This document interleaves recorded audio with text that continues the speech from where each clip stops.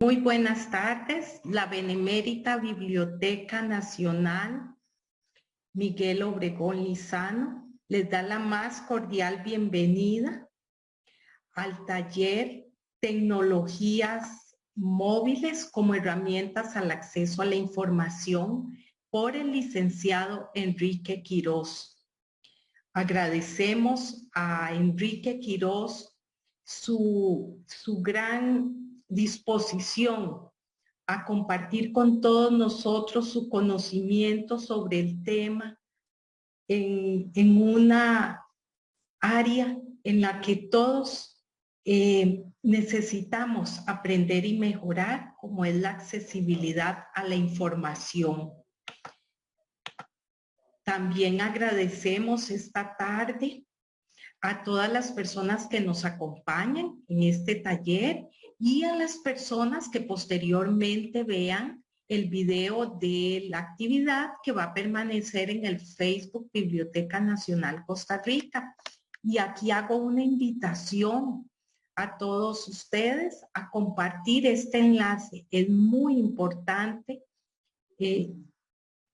conocer sobre el tema, formarnos sobre mejoras que podemos hacer utilizando la tecnología para la accesibilidad a la información.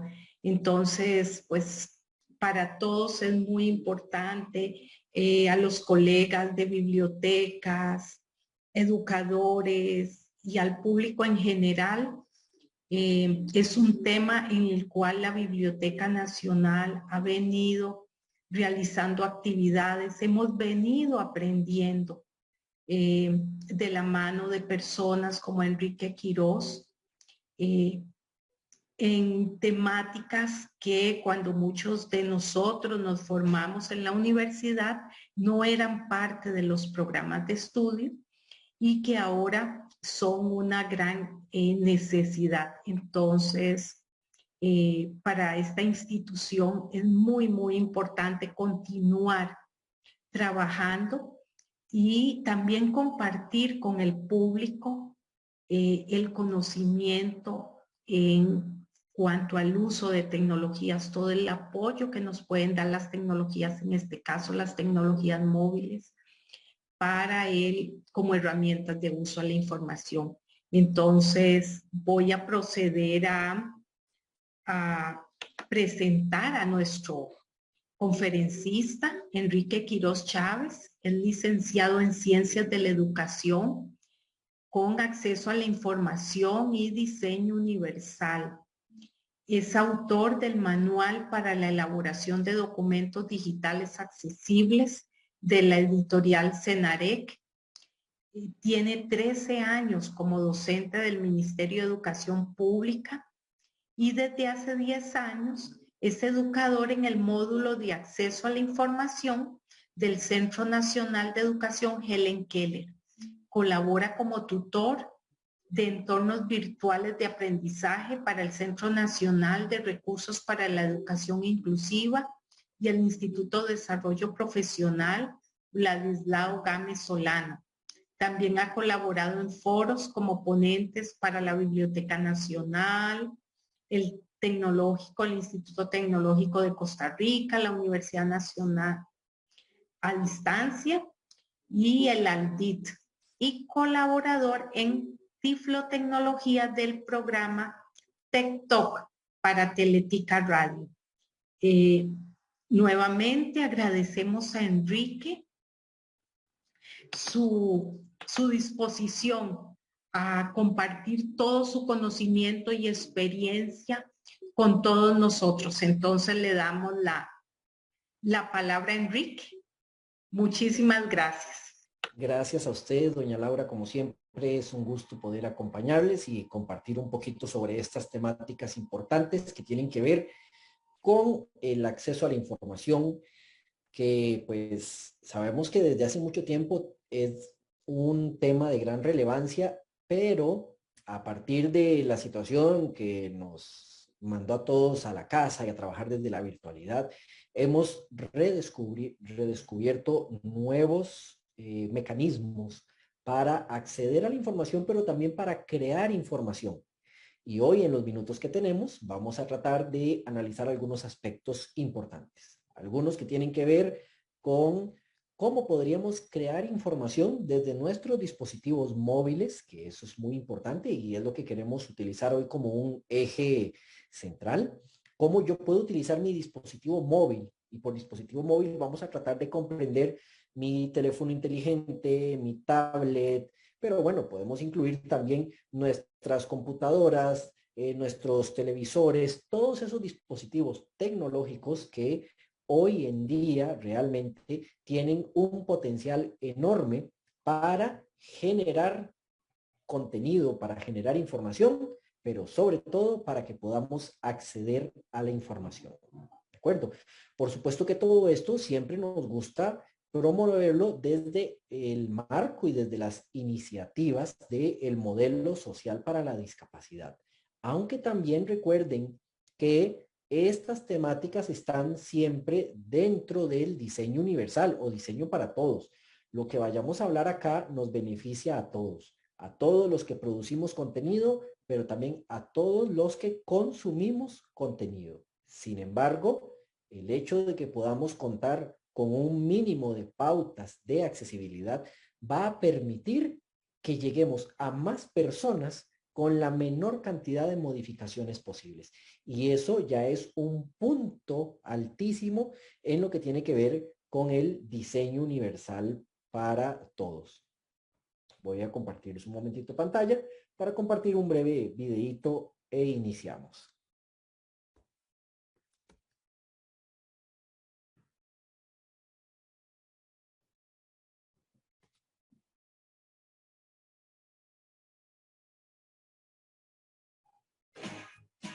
Para el principio del siglo XX, un legado histórico que trataba a las personas con discapacidad como fenómenos, como retardados o como incapaces, había logrado que la discapacidad fuese considerada por la mayoría de las personas como una maldición o como un castigo divino.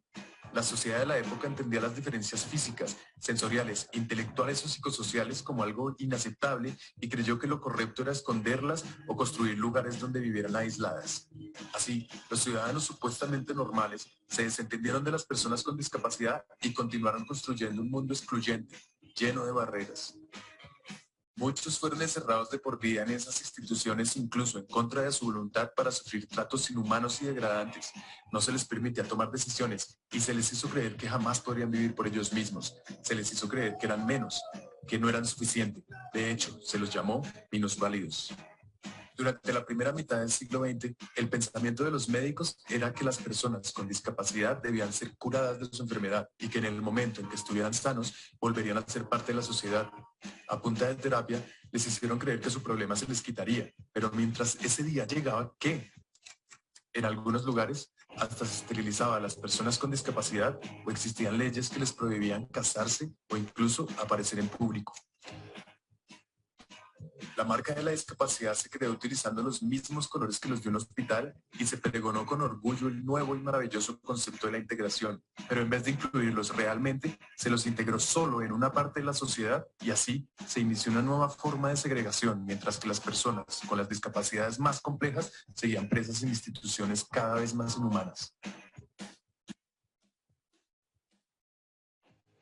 Durante la segunda mitad del siglo ya se tenía claro que eso era un problema y cogió fuerza un movimiento que buscó acabar con esa opresión. Inspirados en otros movimientos de derecho civil, las personas con discapacidad empezaron a manifestarse demandando sus derechos. Activistas lucharon por lograr avances en accesibilidad a los sistemas de transporte masivo, a los sitios públicos, a la información, a la salud, a la educación, al empleo, es decir, a las cosas básicas que cualquier persona tiene derecho. Personas con discapacidades severas crearon los primeros centros de vida independiente para volver a ser parte de la comunidad y poder dirigir sus vidas ellos mismos. Se empezó a usar la consigna nada sobre nosotros, sin nosotros, y así se empezó a participar en el proceso de diseñar leyes que realmente los tuvieran en cuenta. La lucha a través de los años ha desembocado en un movimiento de derecho civil en todo el mundo. En los países desarrollados y en los que están en desarrollo, las personas con discapacidad demandan sus derechos, demandan su libertad y su igualdad de oportunidades. Y aparte de las leyes que en cada país se han ido desarrollando, en 2006 aparece la Convención de Derechos de Personas con Discapacidad de Naciones Unidas, un instrumento internacional que dice que la discapacidad no la tiene la persona, sino que resulta de la interacción entre personas con deficiencias y las barreras debidas a la actitud del entorno que evitan su participación plena y efectiva en la sociedad en igualdad de condiciones con las demás. Y al igual que un negro no tiene racismo, sino que el racismo aparece cuando un tipo señala a otro por el color de su piel, yo no tengo discapacidad, sino que la discapacidad aparece cuando yo debo estar en igualdad de oportunidades con el otro. Lo que tienen las personas son algunas limitaciones que pueden sobreponerse gracias a ciertos ajustes que implementados garantizan la igualdad de oportunidades. Y pilas, son la sociedad y el gobierno los que tienen que garantizar estos ajustes. Si no los garantizan, estaríamos aceptando discriminaciones y abusos que a estas alturas no debemos permitir. Entonces, sabemos que no es ni exclusión ni integración lo que necesitamos, sino una verdadera inclusión social. Y es nuestro deber llevar las leyes que tenemos a la calle y producir el cambio de no ver a las personas con discapacidad como unos enfermos, sino como sujetos de derechos, ciudadanos como todos nosotros. Despierten, ayúdenos a cambiar esta situación.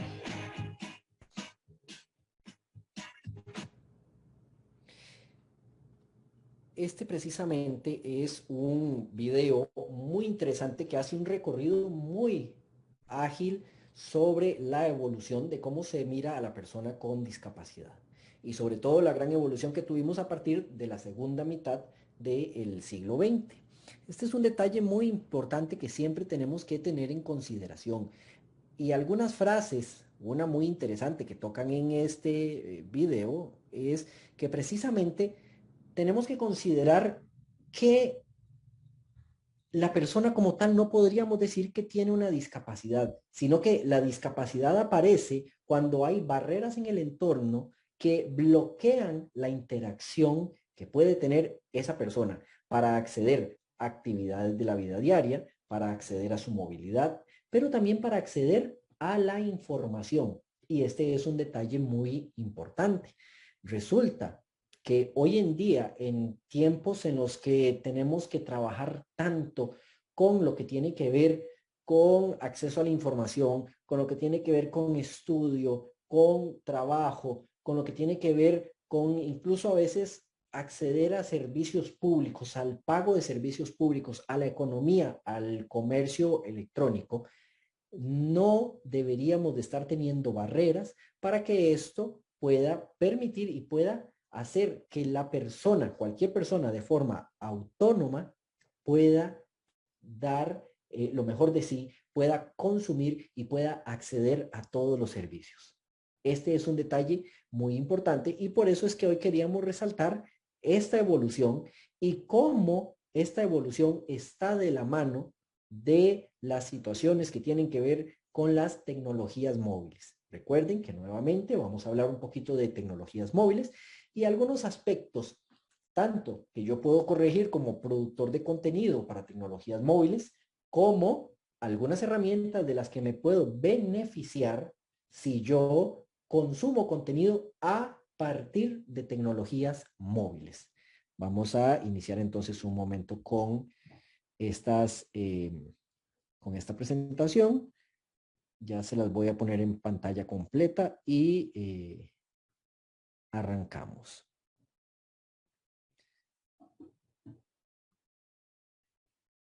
Vamos a ver. Un momento.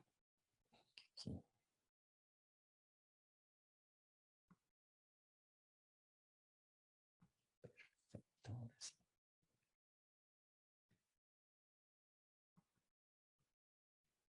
Muy bien. Es importante que cuando hablemos de tecnologías móviles y cuando hablemos del acceso a la información, nos refiramos a la definición de accesibilidad que nos da las pautas y guías para el acceso a la información web. En esencia, esto lo que nos dice que es la capacidad que puede tener cualquier persona a la hora de interactuar con un sitio web, con una plataforma, con un dispositivo tecnológico.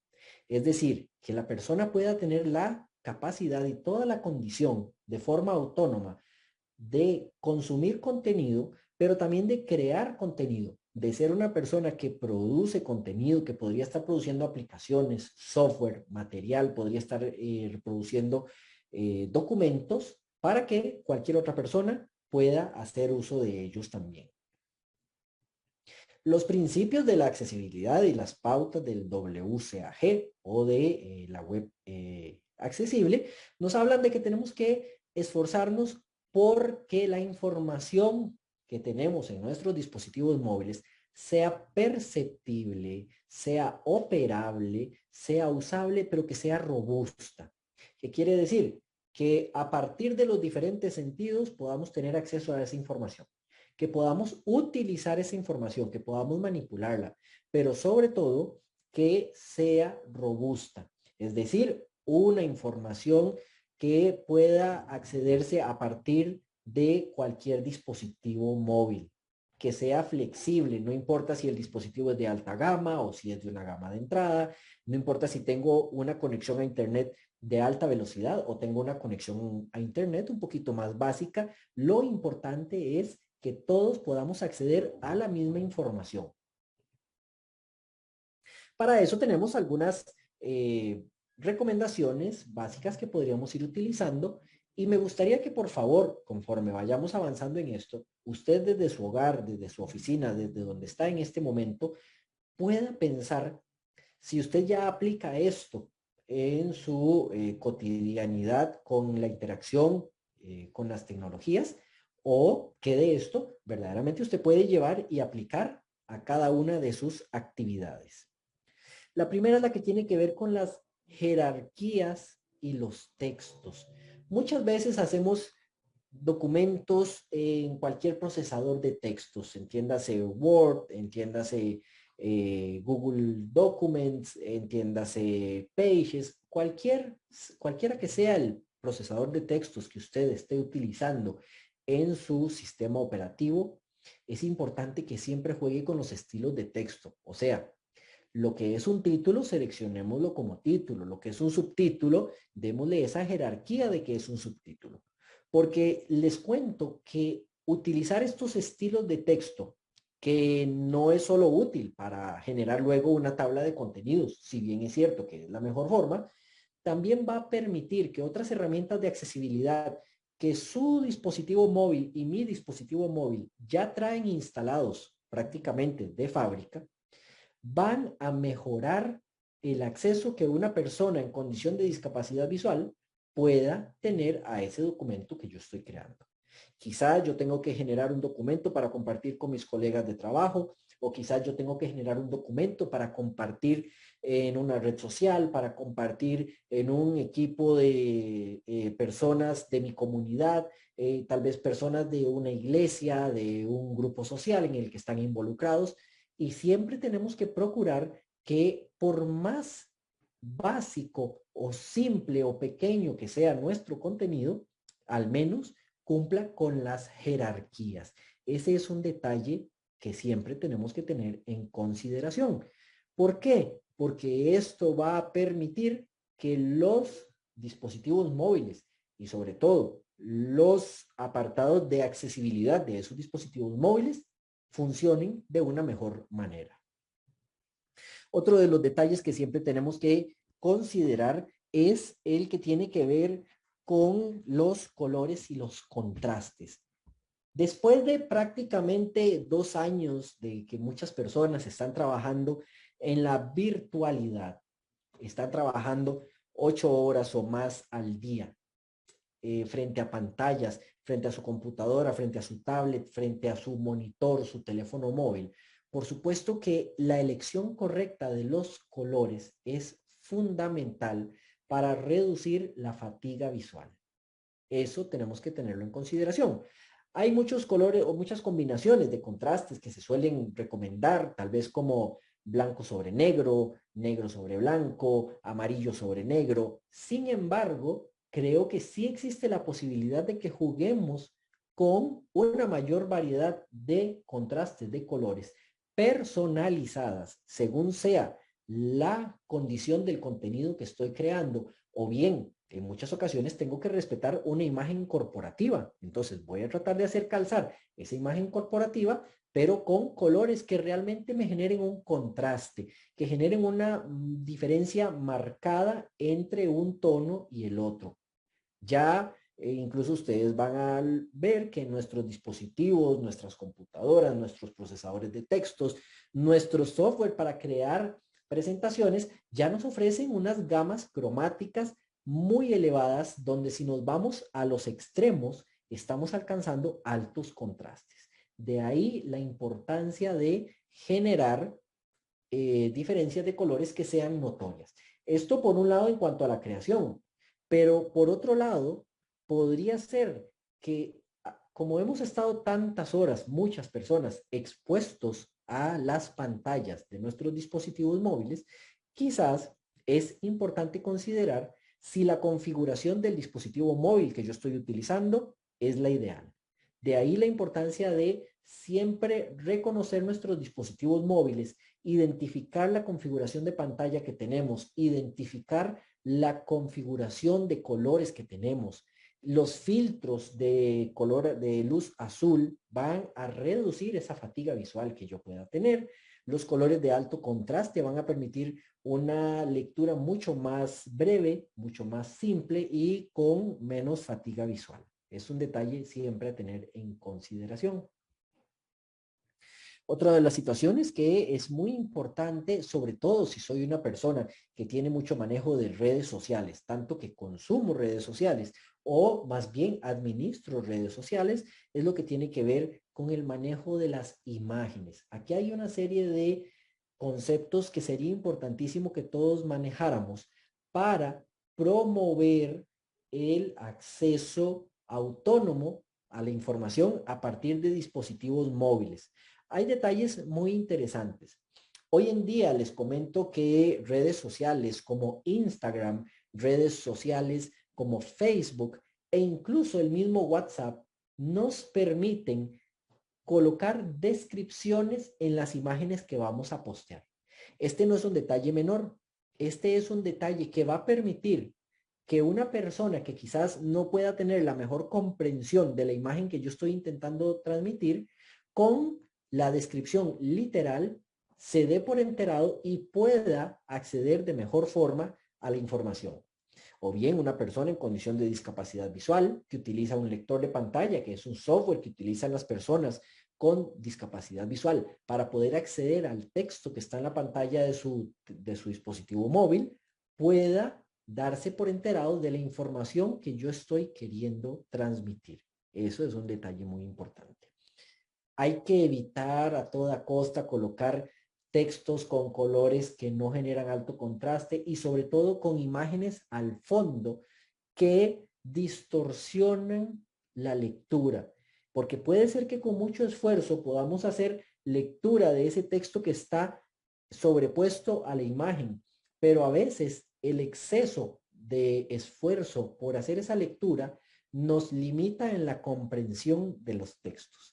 Es decir, si tengo que utilizar imágenes, si tengo que utilizar textos, no voy a tratar de sobreponerlos. Voy a poner uno en la parte superior, otro en la parte de abajo, o voy a tratar de jugar con textos alternativos o de alguna forma que no los esté mezclando en un mismo plano, porque esto, al no ser que pueda generar un alto contraste, pero si no estoy generando un alto contraste, es de suma relevancia siempre tener en consideración que hay personas que manejan diferentes tecnologías en los dispositivos móviles. No todos tal vez tienen pantallas en sus dispositivos móviles de última generación.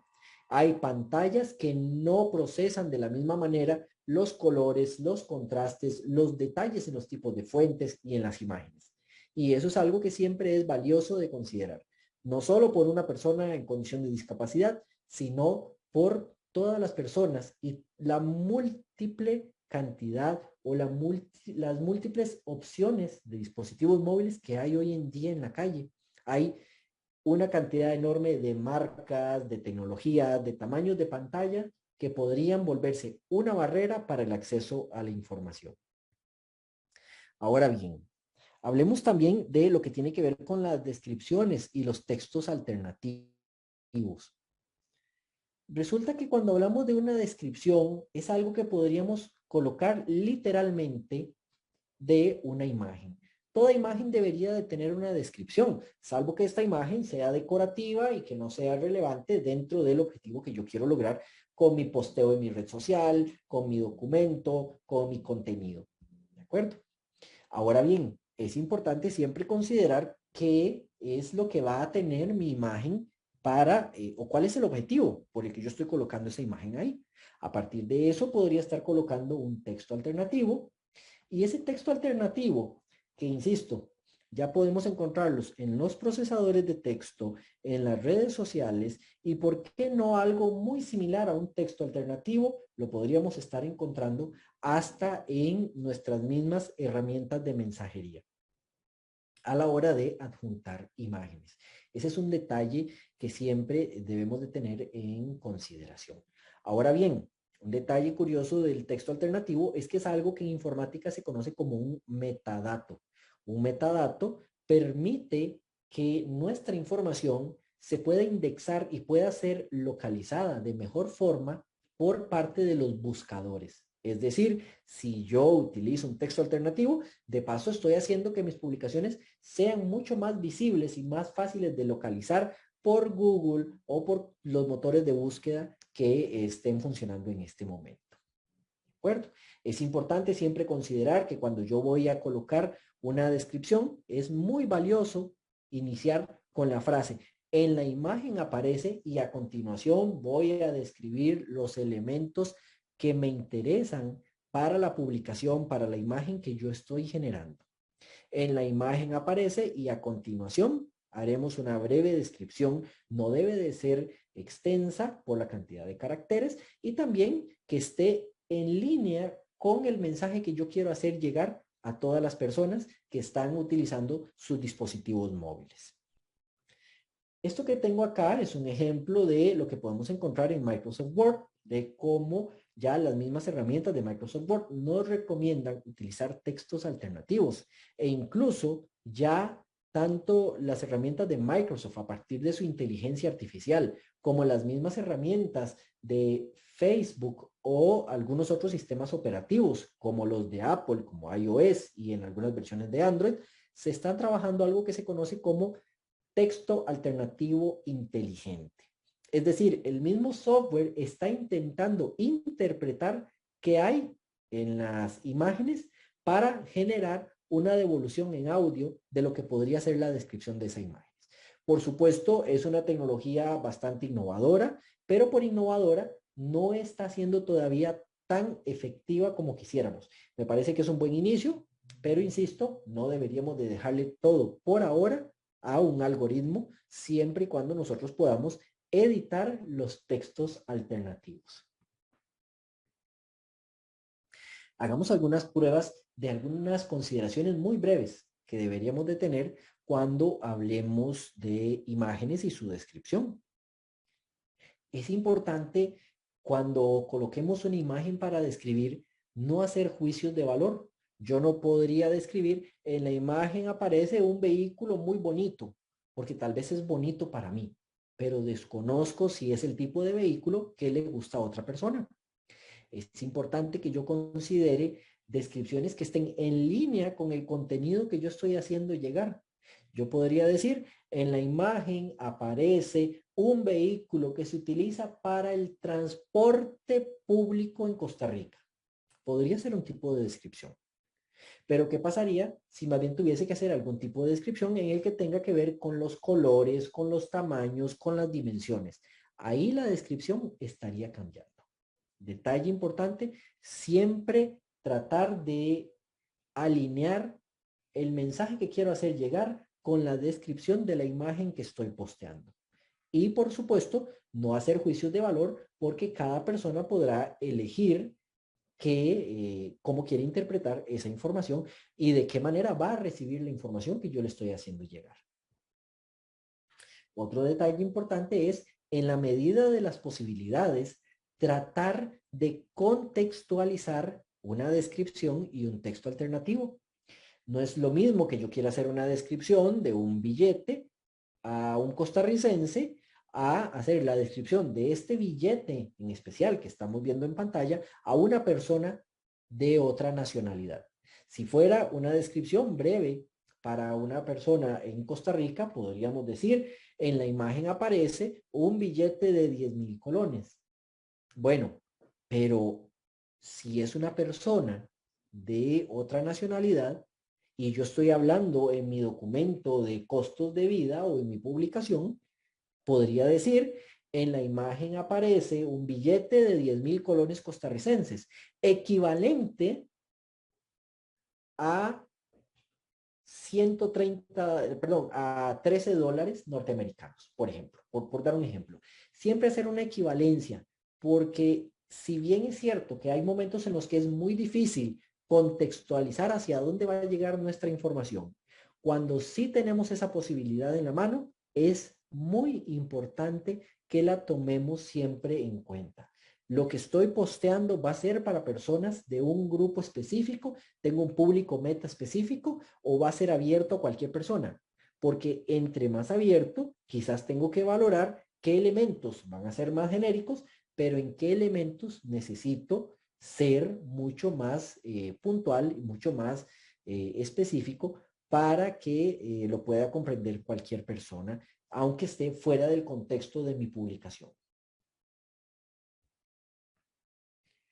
Estos son algunos detalles importantes que siempre debemos de considerar cuando hablamos de publicaciones. Insisto, esto no tiene que ir solo ligado a que me voy a sentar frente a mi computadora y voy a hacer documentos, voy a hacer un libro. No, es muchas de las cosas que hacemos diariamente en las redes sociales.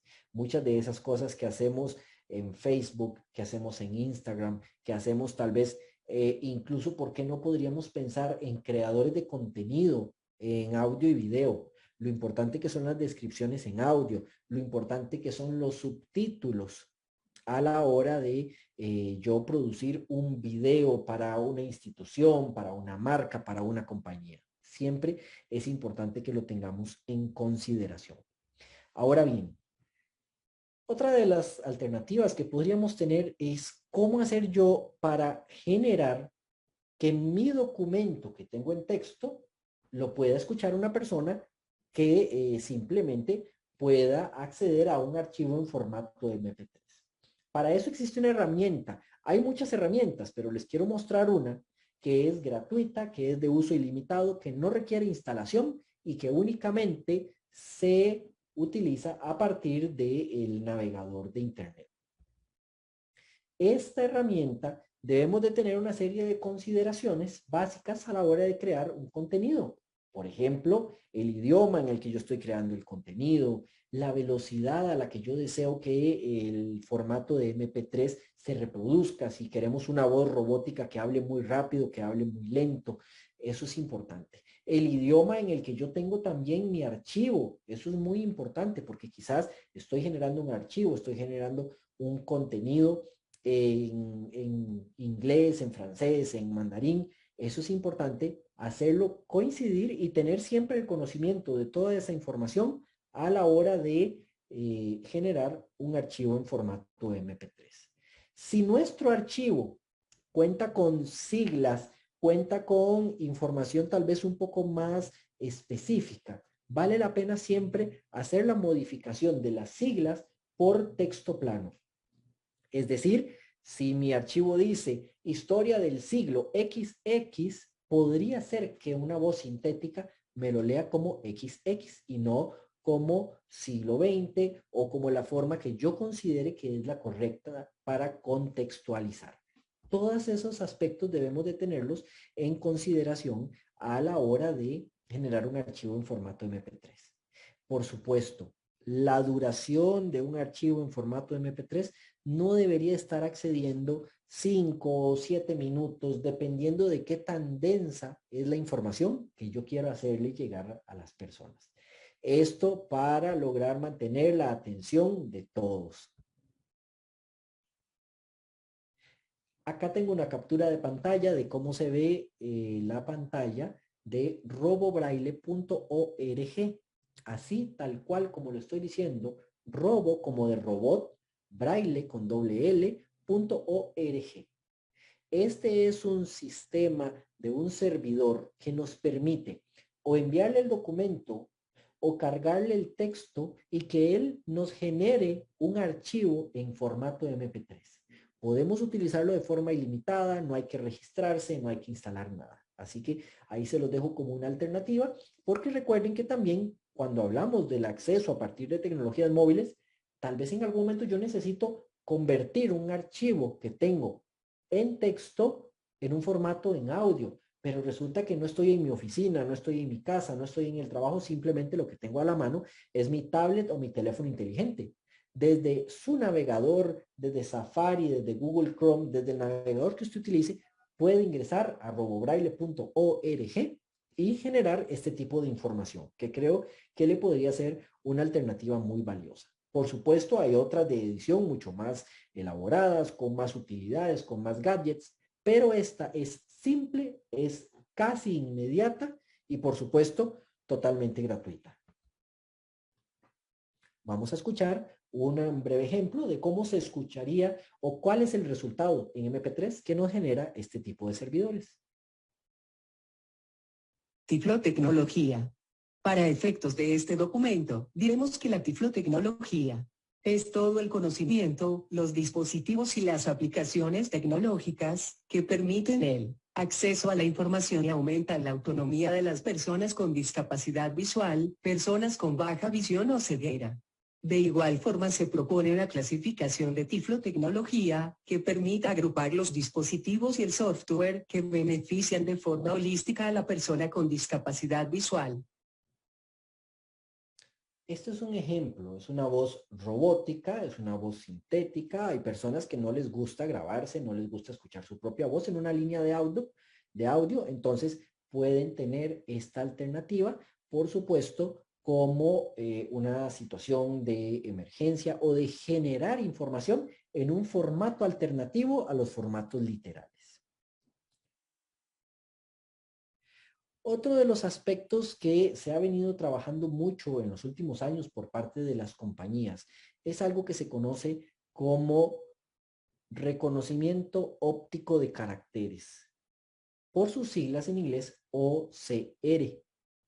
Es decir, que mi mismo dispositivo, el dispositivo que yo utilizo a diario para acceder a la información, me va a permitir acceder a través de audio a un texto que yo tengo en pantalla. Puede ser algo que tengo en una red social, puede ser un contenido que me enviaron a través de una aplicación de mensajería, pero podría ser también una fotografía que yo tomé con mi dispositivo en tiempo real, únicamente teniendo conexión a internet. Y ahorita vamos a ver muy breve cómo se utilizaría. Esta herramienta se conoce como Office Lens. Es de la compañía de software Microsoft, esa misma que nos hace el Word, el Excel, el PowerPoint, y tiene una gran ventaja que está en los diferentes sistemas operativos, tanto para Android como para iOS. O sea que es multiplataforma y nos va a permitir, tiene muchas funciones, pero creo que una de las que más podríamos conversar hoy es la que tiene que ver con el acceso a la información que yo puedo tener impreso. Tal vez fui un día a la Biblioteca Nacional y busqué un libro que ya es un libro que tiene sus añitos, que no puedo conseguir una versión digital para poder acceder con otro tipo de tecnologías de apoyo, pero que con solo habilitar la cámara del teléfono celular, el mismo teléfono celular me va a poder hacer una lectura en audio del texto que está en ese libro. Aquí es donde adquiere una total importancia una aplicación de este tipo. No es la única. Google tiene su aplicación y las diferentes compañías han ido desarrollando alternativas. Yo les quiero proponer esta porque es una de las que, gracias a sus algoritmos de inteligencia artificial, mejor funcionan en este momento. Y los pasos son muy breves. Por supuesto que lo que primero haríamos sería, pues, tenemos dos alternativas, o directamente desde la aplicación escanear el documento, las hojas que yo quisiera tomarle fotografías, o bien si ya yo desde mi dispositivo pude tomar las fotografías, también puedo ejecutarlas desde mi dispositivo. Entonces, yo voy a tomar las fotografías, voy a decirle que deseo escanear un documento, tomo esas fotografías y las selecciono, cuántas fotografías deseo tomar, 1, 2, 5. Es importante no tomar demasiadas fotografías porque recuerden que igual vamos a utilizar datos móviles, velocidades de las redes móviles para poder cargar la información. Así que pues es mejor a veces ir haciéndolo por segmentos también para que el dispositivo no se sature y para que los algoritmos de inteligencia artificial funcionen de la mejor manera. Cuando yo he tomado las fotografías, necesito indicarle a mi dispositivo qué voy a hacer con esas fotografías. Podría exportarlas a diferentes formatos, podría exportarlas a Word, podría exportarlas a PDF, podría exportarlas, guardarlas en una nube, pero una de las alternativas breves para hacer lectura de algo que tengo en formato impreso es tomar fotografías y luego pedirle al Office Lens que nos exporte eso a algo que se conoce como un lector inmersivo. Hoy en día los lectores inmersivos cada vez se utilizan más. Es decir, es una voz sintética que ya está preinstalada en nuestras aplicaciones y que nos hará lectura del texto que ya yo tengo seleccionado. El último paso es el que tiene que ver con la reproducción de esas imágenes o de esas fotografías que yo tomé.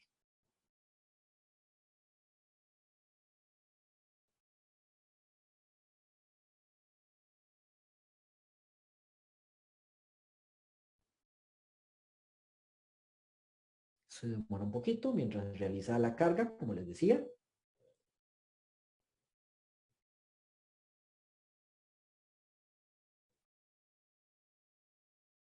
Teoría básica de comunicaciones. Compartir información entre equipos electrónicos se puede realizar mediante diferentes tipos de conexión.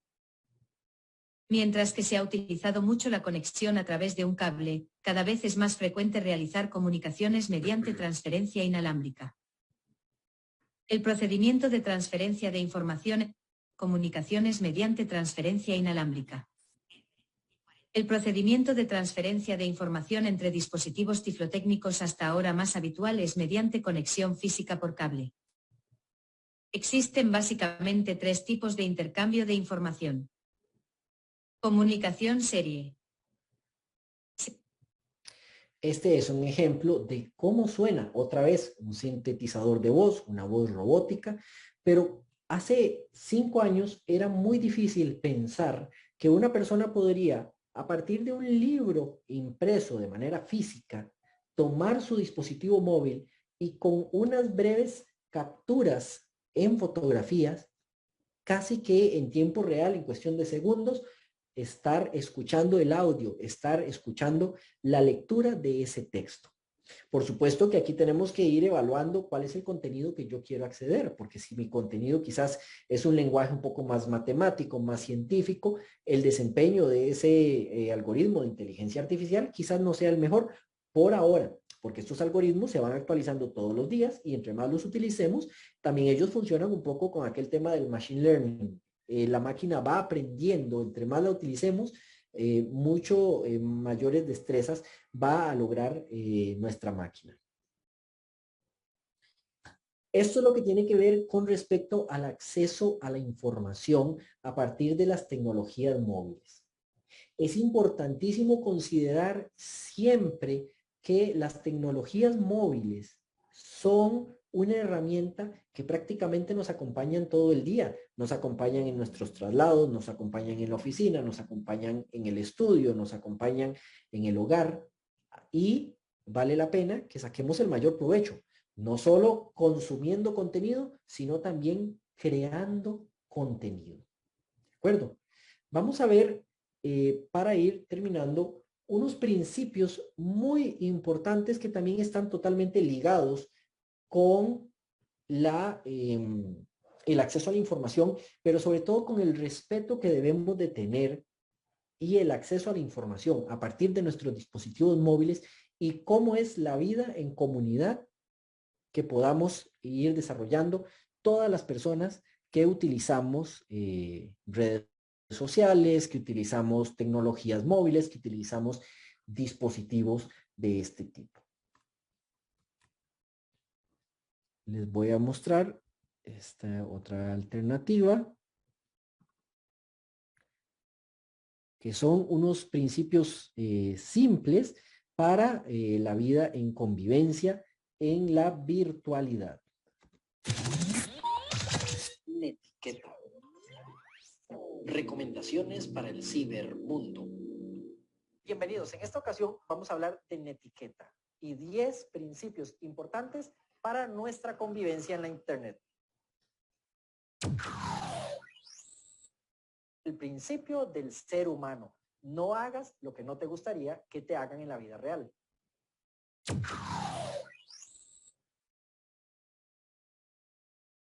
Recuerda que tu día a día continuará también en la red. Si eres una persona respetuosa, una persona tranquila y una persona discreta, es exactamente lo mismo que vamos a hacer en la Internet. No hay nada más extraño que sentirse perdido o sentirse desubicado. Si esto te pasa en la vida real, también tenemos que considerarlo cuando estamos navegando en Internet.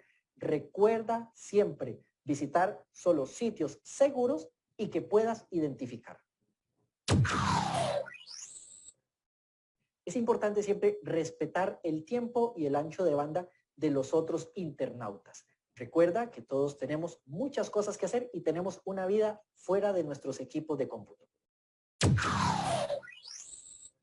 ¿Cuánto tiempo te demoras mientras te preparas, te alistas, te vistes bien, te bañas muy bien? Incluso hay quienes se maquillan para verse bien cuando salen de su casa. Lo mismo vamos a hacer cuando tenemos que vernos y tenemos que mostrarnos en línea. Recuerda siempre verse bien, sentirse bien y navegar mejor aún.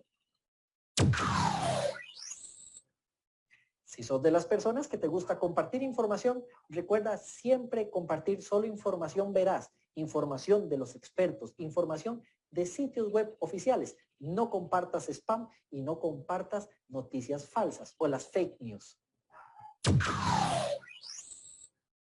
Es muy común cuando estamos en algún tipo de chat o de información que estamos compartiendo en grupos que haya controversia. No seamos agentes incendiarios. Simplemente tratemos de mantener la paz y la calma. A como lo haríamos en la vida real, lo vamos a realizar en la vida virtual.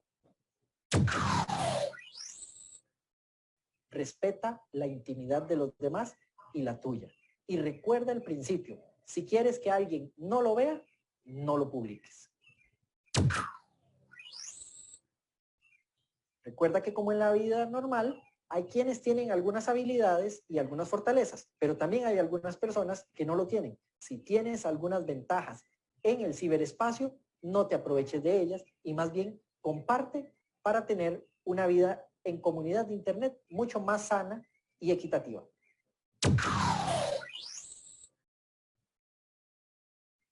Si ves que alguien se equivoca en Internet, por favor, no hagas leña del árbol caído. Más bien, trata de excusar, trata de mantener la calma y de buscar alguna solución pacífica a los errores que los demás cometen. Comodín, recuerda que cada vez que vas a hacer algún contenido, vas a crear para compartirlo a través de la red del Internet, procura que sea accesible. No sabes del otro lado de la pantalla quién está. Puede ser una persona con discapacidad, puede ser un adulto mayor o puede ser simplemente una persona que no tiene tantas habilidades como tú para el manejo de la red. Mi nombre es Enrique Quiroz y nos vemos la próxima.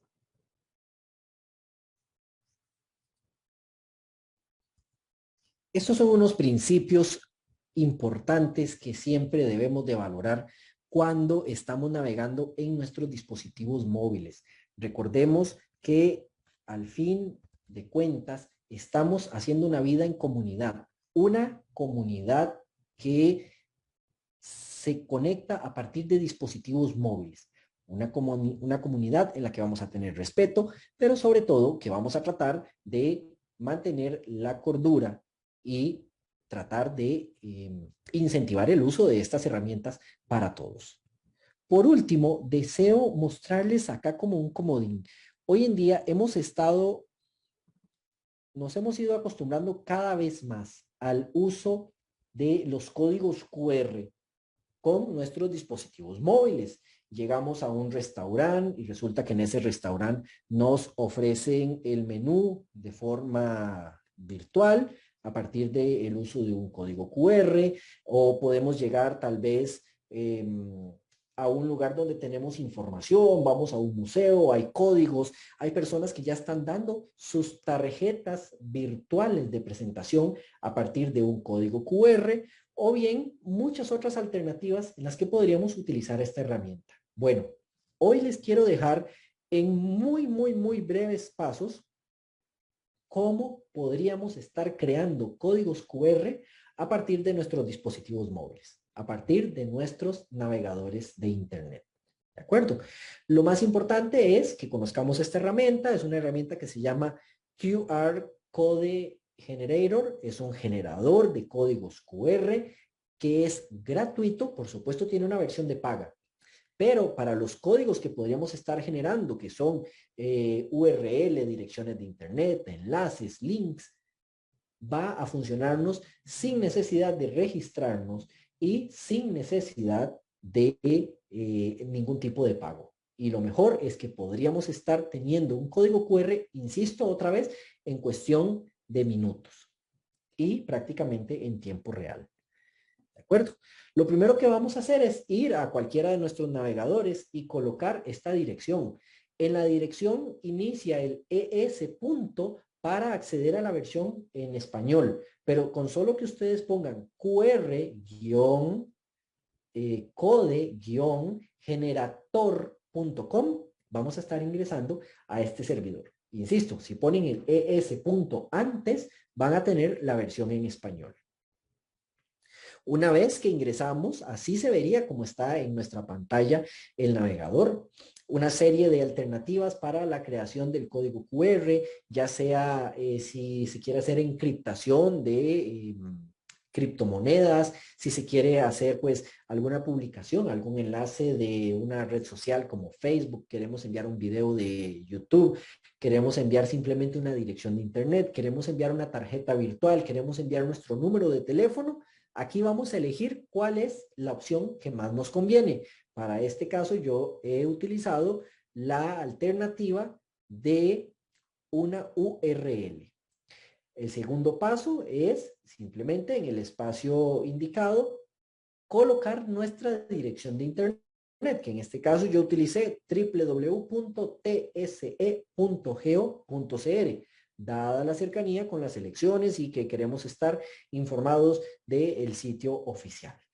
Luego vamos simplemente, incluso conforme vamos digitando la información, en la misma aplicación nos va a ir generando ese código QR al lado derecho de la pantalla. Y una vez que tenemos ese código QR generado, podríamos colocarle un marco, podríamos colocarle alguna otra leyenda y en esa misma parte abajito del código QR tenemos un botón que dice descargar. A partir de ahí guardamos esa imagen, se nos va a descargar en un formato JPG, como si fuera una fotografía de las que podemos tener en nuestro dispositivo móvil. Así de simple ya estaríamos creando códigos QR para nuestros dispositivos móviles. Más fácil, creo que está difícil. Existen algunas aplicaciones también que lo hacen en dispositivos móviles, por supuesto que sí. Cada quien puede elegir según su sistema operativo, pero creo que, insisto, en dispositivos móviles desde nuestro navegador de Internet es una de las formas más simples, como en 3 o 4 pasos ya somos capaces de tener códigos QR generados a partir de la información que nos convenga. Mi nombre es Enrique Quiroz, les agradezco este tiempo que nos han acompañado y que hemos podido conversar un poquito acerca de cómo acceder a la información a partir de tecnologías y dispositivos móviles, pero también cómo yo puedo crear información y crear contenido con solo un dispositivo móvil. Muchísimas gracias. Muchísimas gracias, Enrique. Ha sido una conferencia excelente. Hemos aprendido mucho, hemos anotado. aplicaciones, programas y cosas que podemos utilizar para mejorar, como decía, el acceso a la información, hacerla totalmente accesible a todos, que es nuestro deber y todos los que en este momento de alguna manera trabajamos con información. Creo que todos los que trabajamos en el sector público debemos de asegurar el máximo de accesibilidad a la información que ofrecemos a la ciudadanía y hacerlo, como dice Enrique, de la mejor manera. Entonces, pues le agradecemos mucho. Hay muchas felicitaciones.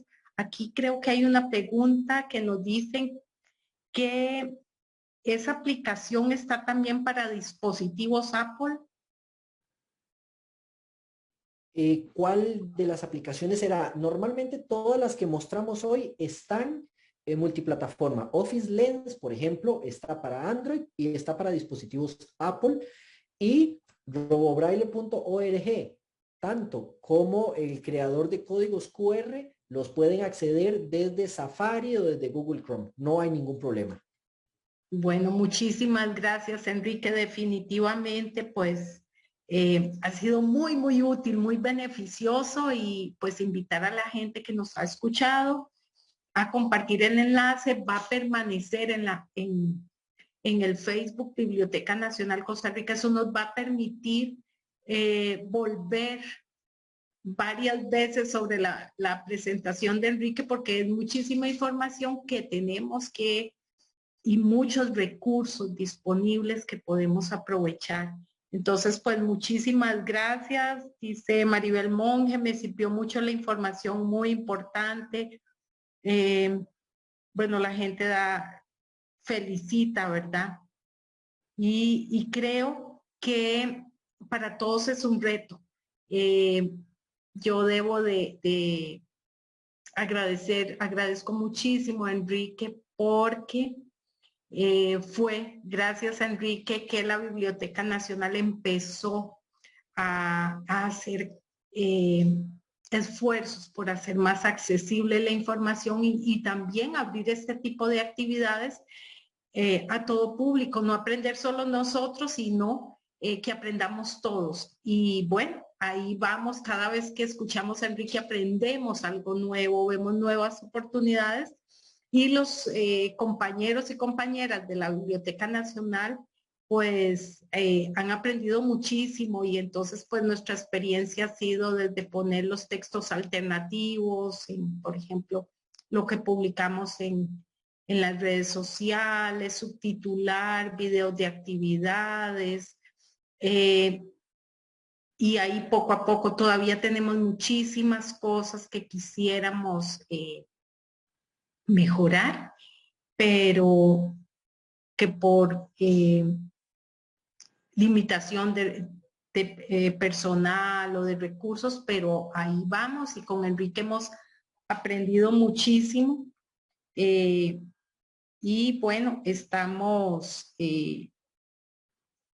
para finalizar, darle las gracias a todos los que nos acompañaron, invitarlos. Yo creo que es muy, muy importante que seamos capaces de poner esto en práctica, de ver cómo mejoramos, y creo que definitivamente es un deber de todos lograr la accesibilidad y mejorar esta parte de la información, la descripción. Bueno, también los invito a buscar en el Facebook. Hay varios talleres que Enrique nos ha brindado, todos están ahí, pueden buscarlos. Tenemos varios años ya en que hemos ido ofreciendo talleres gracias a Enrique en diversas temáticas siempre relacionadas con la accesibilidad. Entonces, pues también invitarlos a buscarlos y a compartirlos.